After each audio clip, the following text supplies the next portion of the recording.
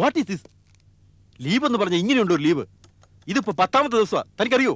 അതിപ്പോ അതുപോലെ ഒരു സാഹചര്യം ആയതുണ്ടല്ലേ സാറേ? എന്ത് സാഹചര്യം? ജോലി കയറിയിട്ട്, അതും ഒരു പ്രൈവറ്റ് കമ്പനിയിൽ ജോലി കയറിയിട്ട് 6 മാസം തികയുന്നതിന് മുമ്പ് 2 ആഴ്ച മറ്റൊക്കെ ലീവ് എടുക്കാന്ന് പറഞ്ഞാൽ ഇറ്റ് ഈസ് ടു മച്ച്. അയാളുടെ സ്ഥാനത്ത് വേറെ വലിയൊരു മായിരുന്നെങ്കിൽ എന്തുമാത്രം ജോലി തീർക്കുമായിരുന്നു. സാർ അവൻ പോയിരിക്കുന്നത് പ്ലഷർ ട്രിപ്പിനൊന്നുമല്ലോ. മരിച്ചത് അവന്റെ സ്വന്തം അമ്മച്ചിയാ, വേറെ ആരുടെയല്ല. So what? മരിച്ചു, കരഞ്ഞു, അടക്കി. ഇനി എന്തുവാ? സാർ ഇങ്ങനെ മനുഷ്യപ്പറ്റില്ലാതെ സംസാരിക്കരുത്. ഓ അത് ശരി. താൻ സ്മാർട്ടാൻ ശ്രമിക്കാണോ? ഒരു ഞെട്ടി വിരിഞ്ഞ 2 കുസുമങ്ങളാണല്ലോ നിങ്ങൾ രണ്ടുപേരും. ഒരു കാര്യം ഞാൻ പറഞ്ഞേക്കാം. ചുമ്മാ തോന്നുമ്പം 10-12 ദിവസം ലീവ് എടുക്കാനേ ഇത് സർക്കാർ ഉദ്യോഗമൊന്നുമല്ല. മര്യാദയ്ക്ക് അല്ലെങ്കിൽ ജോലി ഞാൻ പിരിച്ചുവിടും. എനിക്കതിന് ആരോടും ചോദിക്കാൻ പറയൊന്നും വേണ്ട. എന്നാൽ അങ്ങ് പിരിച്ചുവിടണം സാർ. ഇനി സാർ കമ്പ്യൂട്ടർ ഓപ്പറേറ്റ് ചെയ്യുമ്പോൾ അതിൽ www.manshathan.com എന്ന സൈറ്റ് ഉണ്ടോ നോക്കണം. ഉണ്ടെങ്കിൽ അതിന്റെ ഡീറ്റെയിൽസ് ഒക്കെ ഒന്ന് പഠിച്ചു വെച്ചിരിക്കുന്നത് നല്ല സാർ. ആഹാ, താൻ എന്നെ കളിയാക്കുകയാണോ? തൻ്റെ മുമ്പിൽ വെച്ച് അവൻ്റെ ജോലി തെറിപ്പിക്കുന്നത് ഞാൻ കാണിച്ചു തരാം.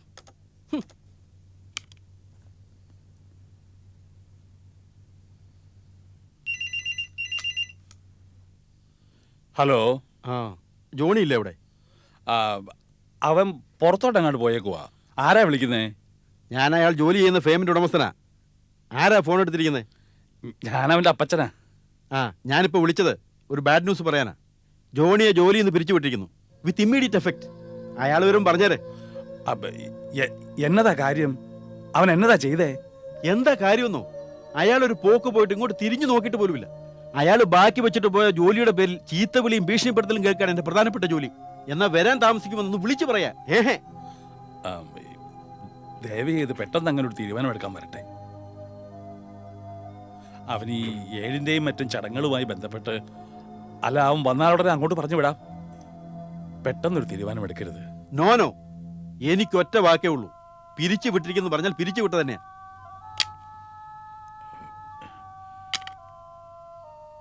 ഇന്ദു മോളെ. എന്താ അപ്പച്ചാ? അത് പിന്നെ ജോണി ഉടനെ വരുവോ? ലേറ്റ് ആകില്ലെന്നാ പറഞ്ഞത്. എന്തു പറ്റി അപ്പച്ചാ? ഒരു ഫോൺ ഉണ്ടായിരുന്നു. ആരുടെ? അത് അവൻ ജോലി ചെയ്യുന്ന കമ്പനിയിൽ നിന്ന് തന്നെയാ. അവനെ ജോലിയിൽ നിന്ന് പിരിച്ചു വിട്ടല്ലേ മോളെ. അല്ല അങ്ങനെ പേടിക്കാനൊന്നുമില്ല. നമുക്കൊന്ന് പറഞ്ഞു നോക്കാലോ. ഒന്നുമില്ലല്ലോ, അവിടെ ഉള്ളൊരു മനുഷ്യരല്ലേ. ആരാ വിളിച്ചത്? ആ കമ്പനിയുടെ ഉടമസ്ഥൻ തന്നെയാ. അതെന്താ ചിരിക്കുന്നേ? അയ്യോ അപ്പച്ചാ, അങ്ങനെ ഇതിനോടകം ജോണിയെ 7 പ്രാവശ്യമെങ്കിലും പിരിച്ചുവിട്ട് കാണും. ജോണിയെ മാത്രല്ല, ഓഫീസിലുള്ള എല്ലാവരും പിരിച്ചുവിടുന്ന ആളാ. എനിക്കൊന്നും മനസ്സിലാകുന്നില്ല. നീ എന്തൊക്കെയാ പറയുന്നേ? അത് പുള്ളിയുടെ ഒരു ശീല. ഒന്ന് തുമ്മിയ ഉടനെ പിരിച്ചുവിടും. 2 ദിവസം കഴിഞ്ഞാൽ പുള്ളി തന്നെ ജോലിക്ക് തിരിച്ചു വിളിക്കുകയും ചെയ്യും. അതും അല്ലെങ്കിൽ ചിലപ്പോ പിരിച്ചുവിട്ട കാര്യമേ മറക്കും. അതെന്നാ മുതലാളിയാ, ഇതെന്നാ മേക്കാറ്റ് പണിയാണോ തോന്നുമ്പോ പിരിച്ചുവിടാൻ? ഇതിപ്പോ ജോണിയെ കൊണ്ട് അങ്ങേർക്ക് എന്തോ പണിയുണ്ട്. അതായിരിക്കും ഈ ചൂടൻ ഫോൺ വിളിയുടെ അർത്ഥം. എന്നാ പിന്നീട് താമസിക്കണ്ട. ഇവിടുത്തെ കാര്യങ്ങളൊക്കെ ഏതാണ്ട് ഒതുങ്ങിയല്ലോ. എത്രയും പെട്ടെന്ന് എറണാകുളത്ത് എത്തണം. നമുക്ക് ശമ്പളം തരുന്ന ആളെ എപ്പോഴും നമ്മൾ ബഹുമാനിക്കണം. ജോലി ദൈവം തരുന്നതാ. അത് ഏറ്റവും വൃത്തിയായിട്ട് ചെയ്യണം. അവനോട് പറഞ്ഞു കൊടുക്ക്. നിങ്ങളെന്താ പറഞ്ഞേ? നിങ്ങൾ എന്നെ പിരിച്ചുവിടുന്നോ? വിട്ടോ. അത്രയ്ക്കങ്ങ് കട്ടി വേണ്ട. എന്നാലും അതിന്റെ ഒരു തഞ്ചത്തിനങ്ങ് തട്ടിക്കോ. അപ്പൊ ഈ നിങ്ങൾ പറഞ്ഞിടത്ത് എന്താ എഴുതേണ്ടത്? അത് സാറിന് എഴുതിക്കോ. ശരി, ബാക്കി പറ. 1999-ൽ, അതായത് ഞാൻ ജോയിൻ ചെയ്യുന്നതിന് 1 കൊല്ലം മുമ്പ്, കമ്പ്യൂട്ടർ വിസാർഡ് എന്ന കമ്പനിയെ പറ്റി അറിയാവുന്നവരുടെ എണ്ണം പുറത്തു പറയാൻ കൊള്ളത്തില്ല എന്ന് എനിക്കും അറിയാം, നിങ്ങൾക്കും അറിയാം. കഴിഞ്ഞ 5 മാസമായി, അതായത് ഞാൻ ജോയിൻ ചെയ്ത സമയം മുതൽ കമ്പ്യൂട്ടർ വിസാർഡിന് കിട്ടുന്ന വർക്ക് 80% കൂടിയിട്ടുണ്ടെന്ന് എനിക്കും അറിയാം, നിങ്ങൾക്കും അറിയാം. വേണമെങ്കിൽ എന്നെ പിരിച്ചുവിടാം. ഈ പിരിച്ചുവിടാന്നുള്ളതിപ്പോ എങ്ങനെ ഒന്ന് എഴുതുക?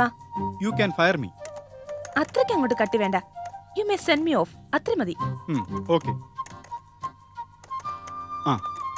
ഇതുവരെ വന്ന ക്ലയന്റുകളൊക്കെ വഴിതെറ്റി വന്നവരും അബദ്ധം പിണഞ്ഞവരും സഹതാപം തോന്നി വന്നവരുമാണെന്നൊക്കെ എനിക്കും അറിയാം, നിങ്ങൾക്കും അറിയാം.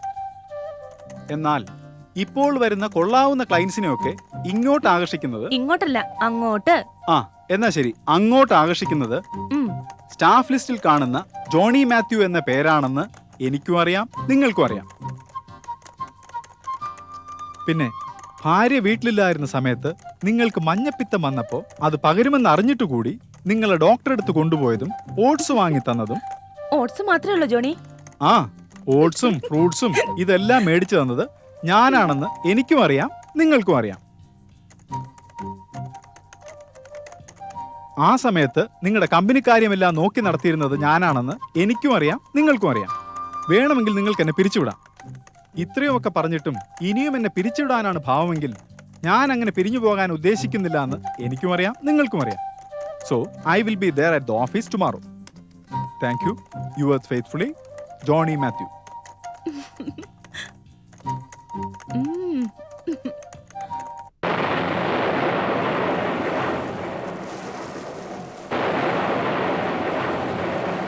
பார்வதி நீ எங்க இருக்க? நான் இங்க இருக்கேன், பக்கத்துல தான். எனக்கு ஒன்னும் காண முடியல. லைட் போடு. எங்க? இந்த முழுவதும் நல்ல வெளிச்சம் இருக்கு. எனக்கு ஒண்ணுமே பார்க்க முடியல, யாரையும் காண முடியல. நம்ம இந்து எங்க? அவள் இங்க இல்லே. இங்க எல்லாமே இருட்டா இருக்கே. பார்வதி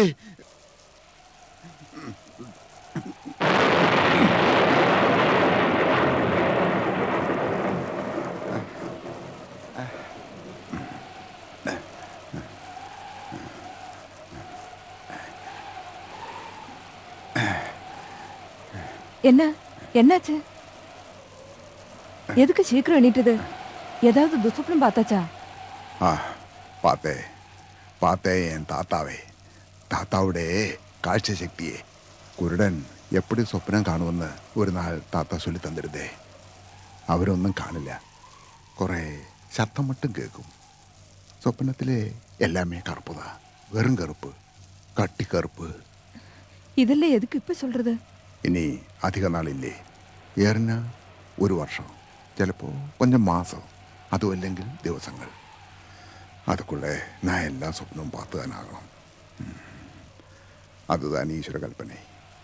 நீங்க என்ன சொல்றது? ஒண்ணுமே எனக்கு தெரியல, தெளிவா சொல்லுங்க. 3-4 നാളാ കണ്ണിലെ ഒരു മൂടലും വേദനയും. അതിപ്പോ அப்படிയൊന്നും ആണോന്നില്ലേ, വെള്ളെടുത്ത് വന്നാലും ഇപ്പിടിതാ.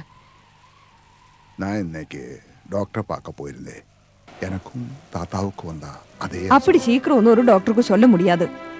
செக்கப் பண்ண வேண்டிஇல்லையா, மருந்து கழிச்சு பார்க்க வேண்டிஇல்லையா? பார்த்த உடனே இதுதான் அசுகம்னு சொல்றதுக்கு டாக்டர் நான் மந்திரம் படிச்சிருக்கா? വിധിയോട് ദേഷ്യപ്പെട്ടിട്ട് കാര്യമില്ല പാർവതി. നമ്മേക്കാൾ ശക്തനാക്കും അവൻ. ഭയപ്പെടാതെ.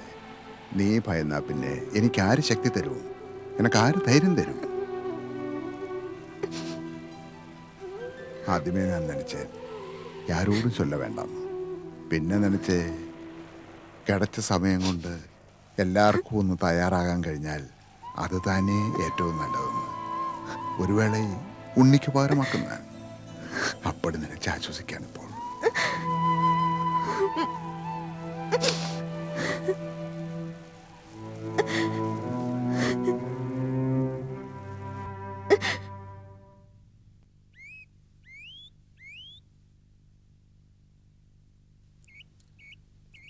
അപ്പച്ചൻ ഇവിടെ ഉണ്ട്.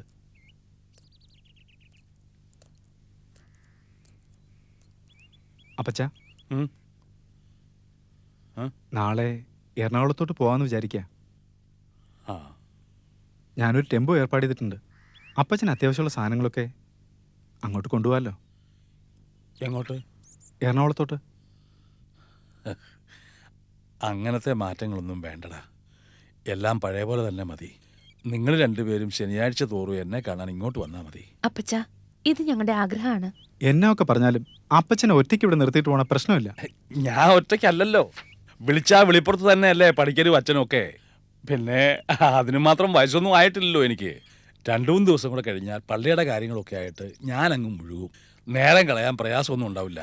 ആഹാരം വെക്കാനും മറ്റുമായിട്ട് പെങ്ങള് കൂടുന്ന സ്ത്രീ ഉണ്ടല്ലോ ഇവിടെ, അവരോട് നിൽക്കട്ടെ. അപ്പച്ചനല്ലേ പറഞ്ഞത് ഇനി മുതൽ നമ്മൾ ഒരുമിച്ചാണെന്ന്? എന്നിട്ടും ആണല്ലോ, രണ്ടിടത്ത് താമസിക്കുന്നു വെച്ചിട്ട് ഒന്നിച്ചല്ലാതാകുന്നുണ്ടോ? ഓടി വരാവുന്ന ദൂരമല്ലേ ഉള്ളൂ മോളെ. അപ്പൊ കൊച്ചമ്മ പറഞ്ഞതാ ശരി. ഞങ്ങളുടെ ഇവിടെ അപ്പച്ചന് ഒരു സ്വസ്ഥയും ഉണ്ടാകത്തില്ലെന്ന് അപ്പച്ചന് തോന്നുന്നുണ്ടല്ലേ? എന്നല്ലല്ലോ ഞാൻ പറഞ്ഞത്. ഈ വീടുമായിട്ട് എനിക്കുള്ള ബന്ധം നിനക്കറിയാലോ. എൻ്റെ കൂട്ടുകാരനാ, ഇട്ടേച്ച് പോയാൽ എന്നോട് പിണങ്ങും. എന്റെ പിണക്കത്തിന് ഏതായാലും അത്രയും വിലയില്ലല്ലോ അല്ലേ?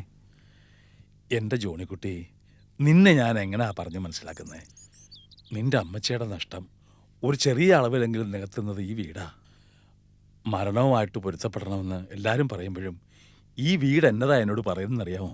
അവൾ എങ്ങും പോയിട്ടില്ല എന്ന്, ഇപ്പോഴും ഇവിടെ തന്നെ ഉണ്ടെന്ന്. അത് കേൾക്കാനാണ് എനിക്കിഷ്ടം, അത് വിശ്വസിക്കാനാണ് എനിക്കിഷ്ടം. ഞങ്ങൾ അത്രയ്ക്കൊന്നും മുതിർന്നിട്ടില്ല. കുട്ടികളാന്ന് ഇടയ്ക്കെങ്കിലും തോന്നാനാ അപ്പച്ചനെ വിളിച്ചത്. ഒരു കുട്ടിയുടെ വാശിയാണെന്ന് വിചാരിച്ചാലും സാരമില്ല. അപ്പച്ചൻ ഞങ്ങളുടെ കൂടെ വന്നേ പറ്റൂ. അപ്പച്ചനെ അമ്മച്ചെ ഞങ്ങളുടെ കൂടെ കൂട്ടിക്കൊണ്ടു പോകണമെന്നുള്ളത് എൻ്റെ ഏറ്റവും വലിയ ആഗ്രഹമായിരുന്നു. അമ്മച്ചി അത് നിറവേറ്റി തന്നില്ല. ഇനി അപ്പച്ചനും. നീ പറയുന്ന കേട്ടാൽ എനിക്ക് നിന്നോടെന്തോ വിരോധമുള്ളതുകൊണ്ടാണ് ഞാൻ വരാത്തെന്ന് തോന്നും. അതെ, അപ്പച്ചൻ പറയുന്നത് കേൾക്കുമ്പോഴും എനിക്ക് അങ്ങനെ തന്നെയാ തോന്നുന്നത്. എൻ്റെ മോളെ, നീയെങ്കിലും ഇവനെ ഒന്ന് പറഞ്ഞ് മനസ്സിലാക്കുക. മനസ്സിലാക്കാൻ ഒന്നുമില്ല. അപ്പച്ചൻ ഞങ്ങൾക്കൊരു ഭാരമാവുന്നുള്ള പേടിയാ അപ്പച്ചന്. അതിലെ കാര്യം. അല്ലടാ, എനിക്കിവിടെ ഒരു കുറവുമില്ലല്ലോ. സുഖമാ, സന്തോഷമാ. ഇതിനേക്കാൾ സൗകര്യം വലിപ്പമുള്ള വീട്ടിൽ കഴിയുന്ന പണിക്കരങ്ങളുടെ ഒറ്റപ്പെടലിനെ ഓർത്ത് അപ്പച്ചൻ വിഷമിക്കുന്നത് ഞാൻ ഒത്തിരി പ്രാവശ്യം കണ്ടിട്ടുണ്ട്. അപ്പച്ചനെ ഒറ്റയ്ക്കാക്കി നാളെ ഞങ്ങളും പോയാൽ പിന്നെ അപ്പച്ചനും പണിക്കരങ്ങളും തമ്മിൽ എന്നതാ വ്യത്യാസം? അപ്പച്ചൻ ഞങ്ങളോട് വരുന്നു. എന്നാ ഒക്കെ പറഞ്ഞാലും അതങ്ങനെ തന്നെയാ. അത്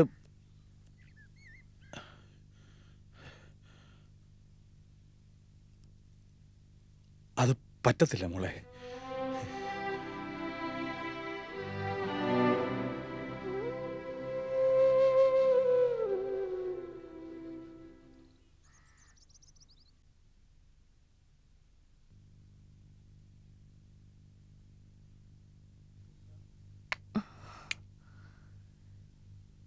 ഒരാഴ്ചത്തേക്കുള്ള ഡ്രസ്സ് ഞാൻ തേച്ചു വെച്ചിട്ടുണ്ട്.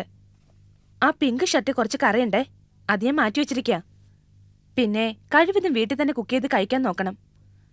പുറത്തുനിന്ന് കഴിക്കേണ്ടി വന്നാൽ തന്നെ നോൺ വെജിറ്റേറിയൻ പറ്റുവാണെങ്കിൽ ഒഴിവാക്കണം. ഒന്നും വിശ്വസിക്കാൻ പറ്റില്ലെന്നാ പറയുന്നേ. ഇനി കഴിക്കണമെന്ന് നിർബന്ധമാണെങ്കിൽ ചിക്കൻ മതി. കൂട്ടത്തിൽ സേഫ് അതാ. എന്താ സാർ കുറെ നേരമായി മൗനം?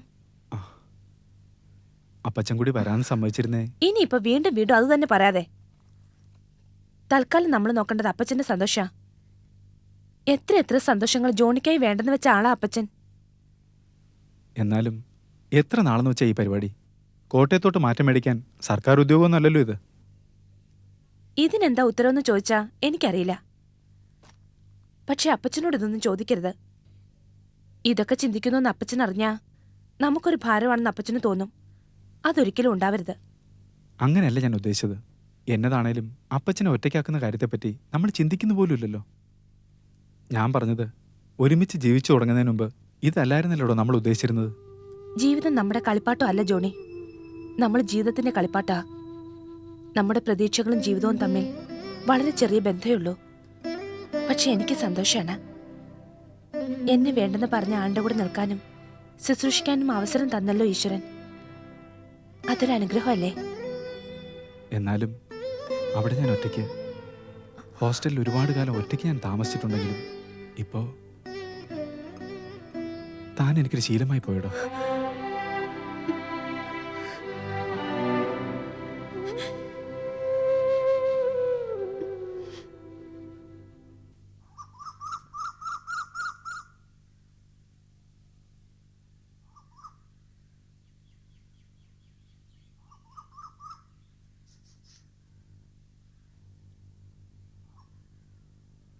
അതെ,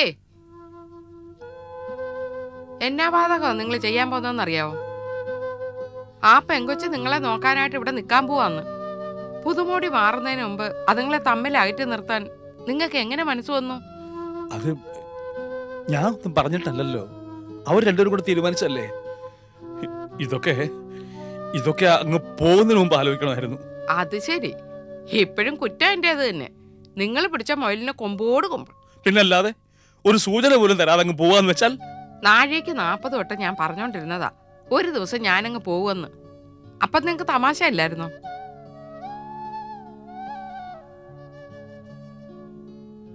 എന്നൊക്കെ പറഞ്ഞാലും അവിടെ പോയി അവരുടെ കൂടെ താമസിക്കാന്ന് പറഞ്ഞാൽ.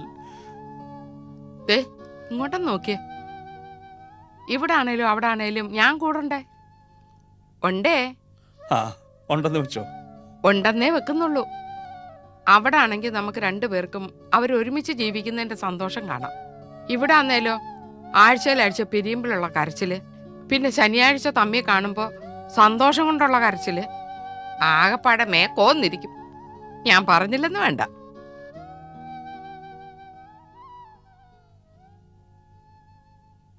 ദേ, നിങ്ങൾ ഇനി അവിടെ കഴിയേണ്ടത്. രണ്ടുപേരുടെ അപ്പച്ചനായിട്ട് കാര്യങ്ങൾ നോക്കാനും ഉപദേശിക്കാനുമായിട്ട് നിങ്ങൾ അവിടെ വേണം. ഉപദേശിക്കാനുള്ള ബുദ്ധി നിങ്ങൾക്ക് ഉണ്ടെന്നൊന്നും അല്ല ഞാൻ പറയുന്നത്. അങ്ങനെ ഒരു തെറ്റിദ്ധാരണ ജോണിക്കുട്ടിക്കും എന്തോനും കാണും. എന്നാലും ഒരെന്നാലും ഇല്ല. ഓ, എന്നാ പറഞ്ഞാലും നിങ്ങളുടെ ഒരു ഉടക്ക്. ഇന്ന് നിങ്ങൾ അവരുടെ കൂടെ പോന്നു. ഇത് എന്റെ തീരുമാനമാണ്.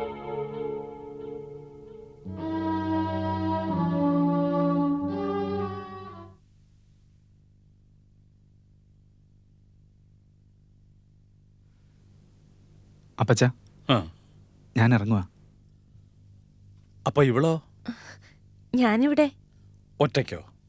അപ്പച്ചന്റെ കൂടെ. അതിന് അപ്പച്ചൻ ഇവിടെ ഇല്ലല്ലോ. ഏ? ഉം.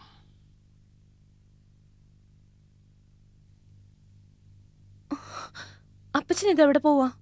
എങ്ങോട്ടും പോണ കാര്യം എന്നോടും പറഞ്ഞില്ലല്ലോ.